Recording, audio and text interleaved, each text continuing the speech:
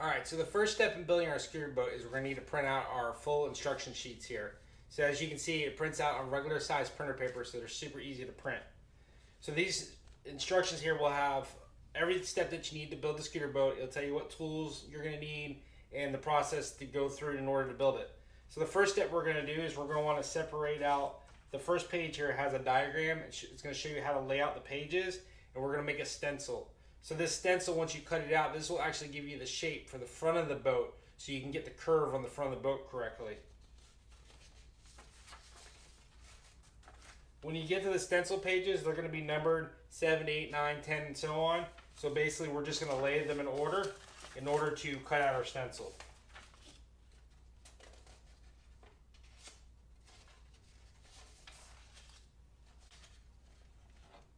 At this point, we're just going to go ahead and tape it and go ahead and cut it all out.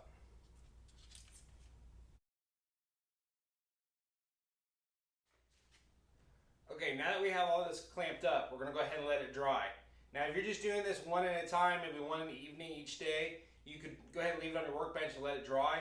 You just want to put some paper or some Visqueen down, something down so the glue doesn't glue it to your table, because you are going to get some excess glue runoff. If the paper or plastic sticks to the wood when it dries, don't worry about it. We'll just peel it off. We can sand it smooth. It'll be nice and clean. Now I'm going to go ahead and do all these real quick. I got plenty of bar clamps, so I'm going to go ahead and glue all 4 up real quick.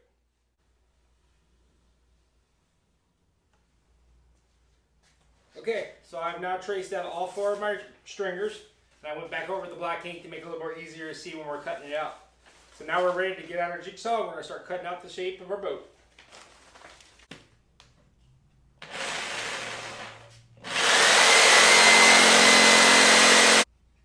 Okay, after you cut out all 4 of your stringers, you're going to see that you're going to have a little bit of imperfection in your curve. You may even have a little bit of canter in the cut. It's nothing to worry about. When we put this together, the plywood's going to naturally lay flat on your stringer like this. So there's a little bit of gap in here. We can go back and fix that at the end when we're ready to do our fiberglass work. We can put a little filler or anything in there to kind of take out that gap. But the plywood's going to naturally lay flat, so it's not going to make any big difference. And the next one, we go ahead and sand our stringers. We can kind of straighten some of this out too with the sander. So if you have a little imperfection in the cutting, that's nothing to worry about. So now that we have all 4 stringers clamped together, this is when we're going to go ahead and start sanding. Or you can even use a planer. If you have an old-fashioned planer, this can take a lot of time off your project here. What we want to do is we want to sand all 4 of these down to try to get them as close as possible to getting them all the same shape and size. Now, if you can't get them perfect, it's no big deal. Like I talked about earlier, the plywood is going to naturally level itself out. But the straighter that you can get this all and the closer in shape and size you can get it, the better product you're going to have at the end.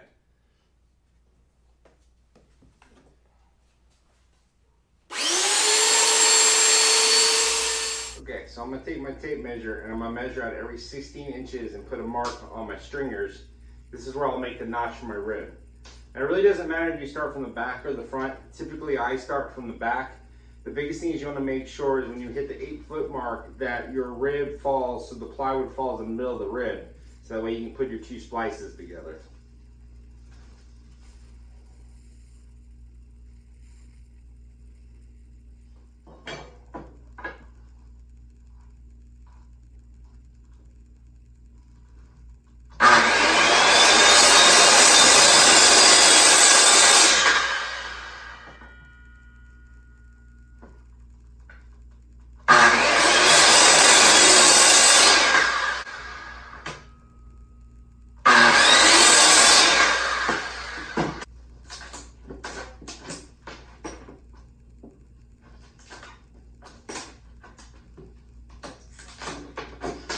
I just use my circular saw to make multiple cuts, and then I just clean it out with a chisel. That's how I find is the easiest way to make a groove or a notch.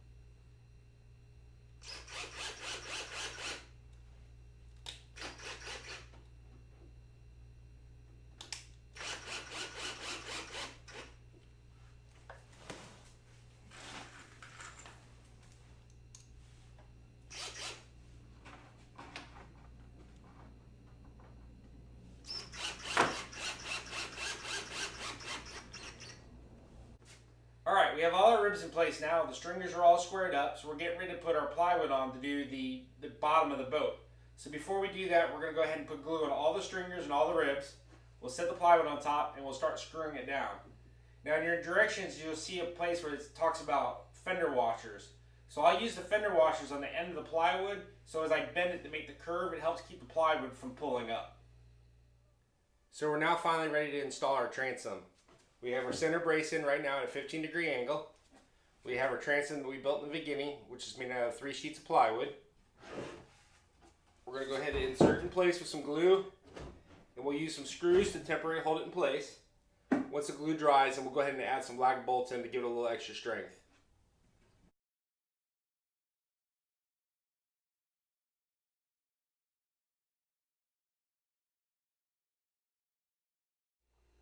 Alright, so it's day 2 on our boat build. So far we've gotten all the stringers and all the ribs put together. We got the nose built and the transom built. We're going to go ahead and start sanding down the front piece here to shape it to the shape of the stringers here. So when we lay the plywood on, it'll lay nice and flat. And today the biggest thing we're going to try to do is just get the bottom plywood on.